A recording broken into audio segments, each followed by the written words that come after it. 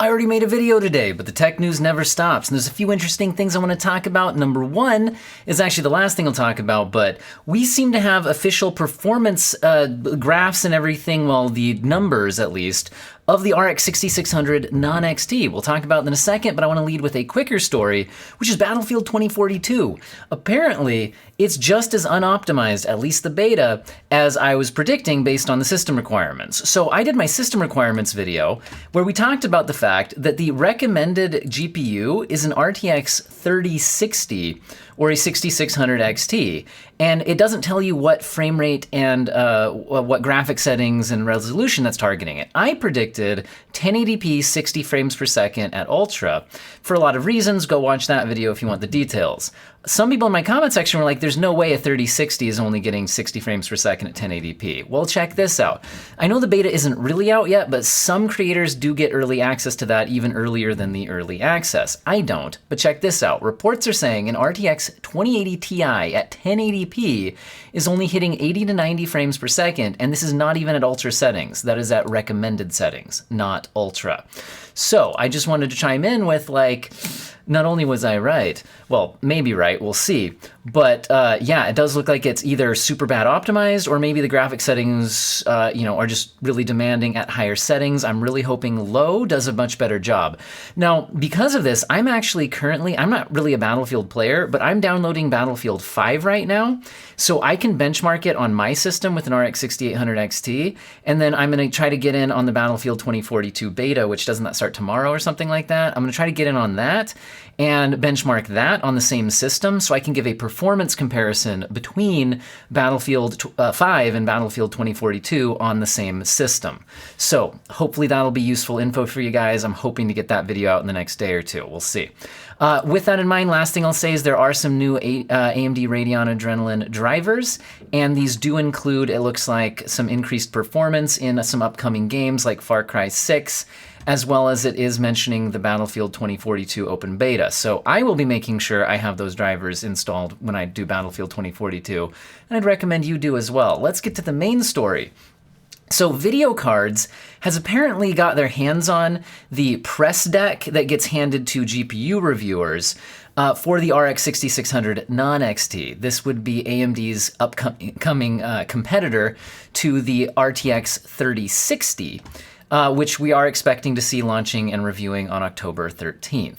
Now, they have the final specifications, but here, read that if you're interested, and I'll link this article in my description along with the other ones I showed today.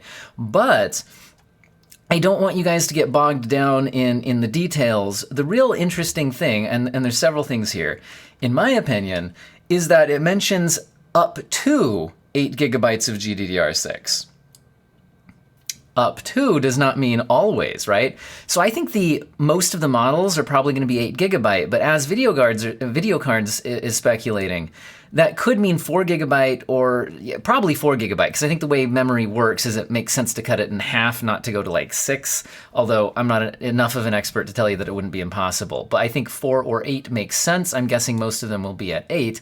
And if this is a 3060 competitor, remember the 3060 is NVIDIA's weird video RAM card sitting there at 12 gigabytes. So that's kind of a big deal. So this is also, running at lower power compared to the XT version. It's cut down, has worse performance. But what is the performance? This comes with the performance specs. So over here, what I'm guessing they're taking these numbers from is usually AMD gives in their press deck a bar chart graph of their GPU in games where they tested it against the competitors. I'm gonna make myself disappear. Thanos snap, right? Anyway, so check this out. Notice that this is 1080p, average FPS in a whole bunch of games. Some of these, are ones that tend to favor Radeon architecture, like Assassin's Creed Valhalla. And the most important columns that I think you should look at here are the actual average FPS chart for the 6600, because that'll actually tell you what is the performance numbers in the game, right? And then also, how does it compare against the RTX 3060, which thankfully VideoCardz has then turned into a percentage for us.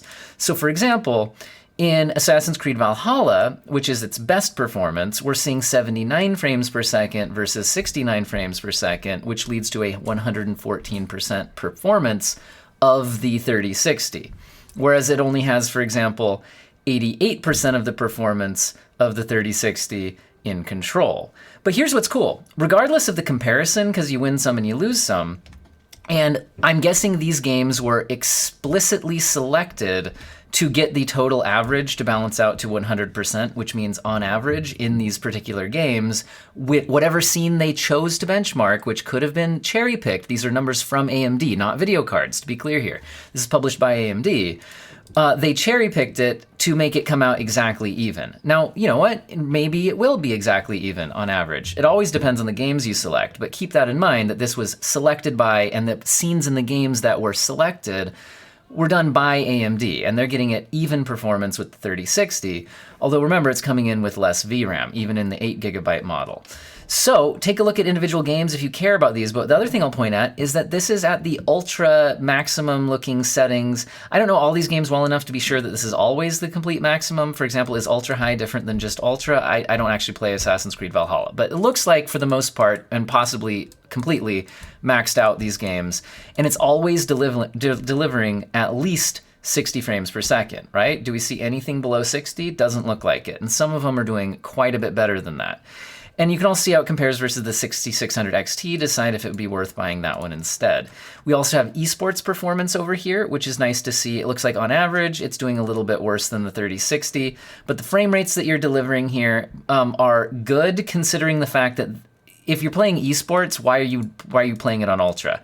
So for the most likely, I'm saying that these frame rates look good enough that if you turn settings down to low at 1080p, you know, why would you need better frame rates than that? Looks like it'll get the job done. Ray tracing performance, who cares, honestly? If you're buying the lowest end card to play at 1080p, I don't think that ray tracing makes a lot of sense in that situation, but it appears to be delivering. Wait, which one? Just to be sure here. Okay, yeah, this is the 6600. That's the 3060. So while it is losing, it does appear to be delivering playable frame rates with the ray tracing on, at least in these games. I don't know if it's telling us exactly which ray tracing settings were used. It's saying ultra high. Okay, medium ray tracing in F1, DXR high. Okay, so anyway. Lots of info for you there. Let me pop back into the scene. Unthanos snap. Boom, I'm back. So what do I think of all this? I think it looks like it's delivering pretty good performance. It matches the 3060 in rasterized performance for the most part. And do I think that AMD's cherry picking here? I think if they are, it's at most going to sway this average a few percent one direction or the other, depending on the selection of games that you pick and the scene in the game that you're picking. So I don't think this is going to be super far off from reality. I think that the ray tracing performance, we know that AMD ray traces worse. Honestly, 87% of the performance of that, is that just the games that were chosen here? Like, notice Cyberpunk's not there. We know AMD struggles there, especially with ray tracing. I don't see Control, so I'm sure there's certain games where it would just get absolutely hammered. But hey, fine. Like I said, I don't think ray tracing matters a whole bunch at this price point. To me, anyway. Maybe it matters to you. So, what do I think overall? I think it completely depends on the price. So we know that the 3060 is listed at $329, but you can't really buy it for that price ever. So I would expect, though, that if we're competing against that MSRP, because it matches rasterized, but loses in ray tracing and has less VRAM. So even if you don't care about ray tracing, it does have less VRAM, although whether you need more than 8GB at 1080p, I don't know. Maybe in the future with, I don't know. But the point is, I think 8GB is just fine, but you do get less for your money. And again, DLSS at low resolutions like 1080p. A lot of you guys who follow my channel know that I think that FSR is a fantastic competitor at high resolutions at the ultra quality setting, especially at 4K. But at 1080p, FSR kind of sucks, to be honest. It's better than nothing, but DLSS is much better. flat out, it is better at low resolutions and more aggressive settings. And the 3060 has it, the 6600 doesn't. It'll be cool if maybe, Intel's XeSS competitor is eventually available for AMD and does a good job, but we don't know anything about that yet. So this thing better be priced less than a 3060. If it's $299, I think people are going to complain that that's too expensive based on the MSRP of the 3060, but the reality is you don't actually find that card for $329. So I'm expecting this to come in at $299, but I could be wrong. I think people, including possibly me, will complain about that price, but that's only a complaint if you can actually buy a 3060 for $329. If you could buy a 3060 for $329, it's definitely the better deal, spend the extra $30.